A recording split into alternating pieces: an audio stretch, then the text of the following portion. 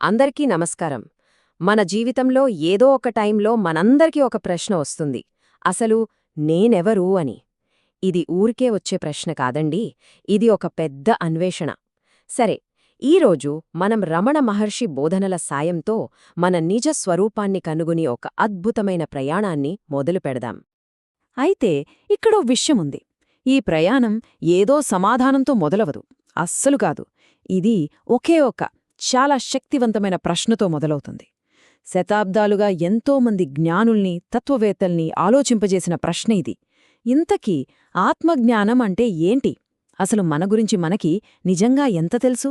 సాధారణంగా మనమేం చేస్తాం? సమాధానాల కోసం బయట వెతుకుతాం. కానీ రమణ మహర్షి మనల్ని లోపలికి చూడమంటారు. ఒక్కసారి గమనిస్తే మన ప్రతి ఆలోచన, ప్రతి ఫీలింగ్ నేను అనే ఒక కేంద్రంతో ముడిపడి ఉంటుంది. అవునా? మరి అలాంటప్పుడు అసలీ నేను అంటే ఎవరు? దీన్ని లోతుగా పరిశోధించడమే ఈ మొత్తం ఆధ్యాత్మిక మార్గానికి పునాది అన్నమాట. మహర్షి ఒక అద్భుతమైన మాట చెప్పారు. చూడండి, మానవాళికి మనం చెయ్యగలిగే గొక్క సహాయం ఆత్మసాక్షాత్కారం అని. ఎందుకంటే ఎప్పుడైతే మనం మన నిజ స్వరూపాన్ని తెలుసుకుంటామో మనలో ఉండే శాంతి, ప్రేమ, కరుణ అన్నీ మన చుట్టూ ఉన్నవాళ్లక్కూడా పాజిటివ్గా స్ప్రెడ్ అవుతాయి. సో ఇది కేవలం మనకోసం చేసే ప్రయాణం కాదు, ఇది అందరికోసం. సరే, అసలు నేను ఎవరో తెలుసుకునే ముందు నేను ఏది కాదో క్లియర్గా అర్థం చేసుకోవాలి. ఇది చాలా ఇంపార్టెంట్. మనం సాధారణంగా ఏమనుకుంటాం? నేను అంటే ఈ శరీరం, నా మనసు, నా ఉద్యోగం, నా పేరు, ఇలా రకరకాలుగా అనుకుంటాం. కానీ ఇవన్నీ నిజంగా మనమేనా? జస్ట్ ఒక ఉల్లిపాయ పొరలు తీసినట్టు ఈ గుర్తింపులన్నింటినీ ఒక్కొక్కటిగా తీసేస్తేనే అసలైన అన్వేషణ మొదలవుతుంది. ఇప్పుడు మనం ఎదుర్కోవాల్సిన మొదటి అతి పెద్ద అడ్డంకేంటో తెలుసా? నేను అనే అహంకారం. సంస్కృతంలో దీన్నే అహంకార అంటారు. ఇది మన అసలు స్వరూపాన్ని కప్పి ఉంచే ఒక మందపాటి తెరలాంటిది. సో మన ఫస్ట్ టాస్క్ ఈ తెరను తొలగించడమే.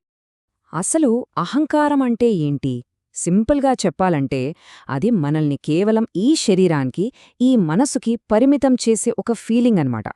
నేను పొడవుగా ఉన్నాను, నాకు భలే కోపమొచ్చింది, నేనొక ఇంజనీర్ని, ఇలా మనం చెప్పుకునే ప్రతి గుర్తింపు ఈ అహంకారం నుంచే పుడుతుంది. కాని ఇవన్నీ తాత్కాలిక గుర్తింపులు మాత్రమే, మన శాశ్వత సత్యం కాదు. ఈ అహంకారం లక్షణాలు చూస్తే మన లైఫ్ని ఇది ఎలా కంట్రోల్ చేస్తుందో చూడండి. మనకొచ్చే ప్రతి ఆలోచనకు మూలం ఇదే. గతం గురించి బాధపడటం, భవిష్యత్తు గురించి టెన్షన్ పడటం, ఇవన్నీ నేను అనే ఒక కేంద్రం చుట్టూనే తిరుగుతుంటాయి. కాని ఒక విషయం ఆలోచించండి, ఈ ఆలోచనలు, ఈ భావాలు శాశ్వతమా? అస్సలు కాదు. ఆకాశంలో మేఘాల్లా వస్తూ పోతూ ఉంటాయి, అంతే. ఈ నేను అనే ఆలోచన ఉంది కదా, అది ఒక పగిలిపోయిన అద్దం లాంటిది. దానిలోంచి చూస్తే అంతా ముక్కల ముక్కలుగా వేరువేరుగా కనిపిస్తుంది. నేను వేరు, వాళ్లు వేరు, ఈ ప్రపంచం వేరు, ఇలా ఒక వేరుగా ఉన్నామనే ఫీలింగ్ కలుగుతుంది. మహర్షి బోధనల ముఖ్య ఉద్దేశ్యమే ఇది.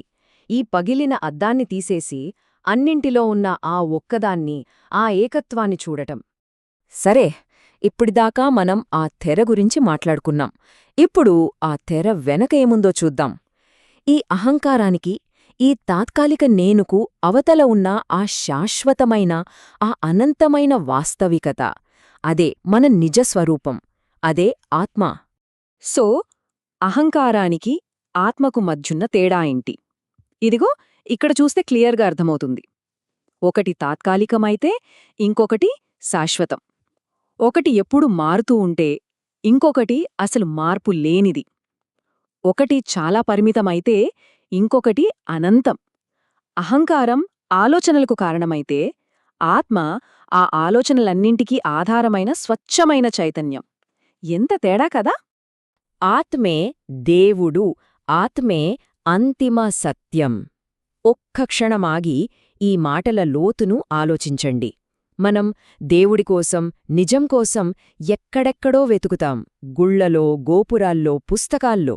కాని మహర్షి ఏం చెప్తున్నారు?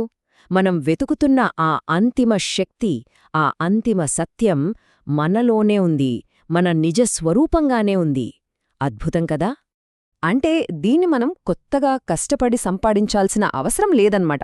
ఇదెలాంటిదంటే బంగారం మీద దుమ్ము పడితే ఎలా ఉంటుంది? మనం దుమ్మును తుడిస్తే చాలు, బంగారం దానికదే మెరుస్తుంది. అంతేకాని కొత్త బంగారాన్ని సృష్టించం కదా. అలాగే ఈ అహంకారం అనే దుమ్మును తుడిచేస్తే మన అసలైన ఆత్మస్వరూపం సహజంగానే ప్రకాశిస్తుంది. అది ఎప్పుడూ అక్కడే ఉంది, మనం దాన్ని గుర్తించాలి అంతే. ఓకే, ఈ సిద్ధాంతమంతా వినడానికి చాలా బాగుంది, అద్భుతంగా ఉంది. కానీ దీన్ని మన అనుభవంలోకి తెచ్చుకోవడం ఎలా? అదే కదా అసలైన ఛాలెంజ్. కేవలం మాటలు, పుస్తకాల్లోని జ్ఞానం సరిపోదు, సాధన కావాలి. మరి రమణ మహర్షి మనకిచ్చిన ఆ శక్తివంతమైన ఆచరణాత్మక పద్ధతి ఏంటో ఇప్పుడు చూసేద్దాం. ఎస్, ఇప్పుడు మనం కరెక్ట్ పాయింట్కి వచ్చాం. ఈ పరిమితమైన అహంకారం నుంచి ఆ అనంతమైన ఆత్మవైపు వెళ్లే దారి ఏది? ఈ తాత్కాలిక నేను నుంచి ఆ శాశ్వత సత్యానికి వారధి ఏంటి? ఆ దారే, ఆ పద్ధతే ఆత్మవిచారణ. ఇదిగో, ఇదే ఆత్మవిచారణ పద్ధతి.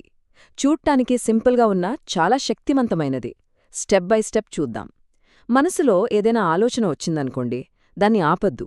జస్ట్ మనల్ని మనం ఇలా ప్రశ్నించుకోవాలి. ఓకే, ఈ ఆలోచన ఎవరికి వస్తోంది? వెంటనే సమాధానం వస్తుంది, నాకు.